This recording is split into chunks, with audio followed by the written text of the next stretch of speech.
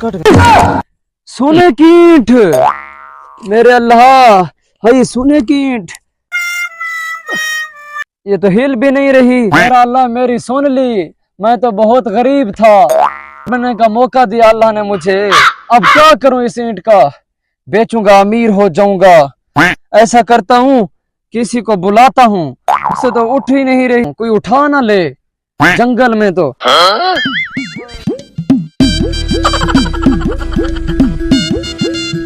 अस्सलाम वालेकुम। वालेकुम सलाम। क्या हाल है? खैरियत है भाई। मैं फकीर बंदा हूँ, एक काम है आपसे जरूरी, मेरा करोगे? बताओ क्या काम है? मुझे सोने की ईंट मिली है। सोने की ईंट तुम्हें मिली? हाँ जी, सोने की ईंट मिली है, अल्लाह ताला ने मेरी सुन ली। तुम मजाक तो नहीं कर रहे? सच बोल रहा हूँ, मैं तो अमीर हो जाऊंगा। यार तुम अमीर हो जाओगे, मैं भी तो अल्लाह का बंदा, मुझे भी अमीर होना है।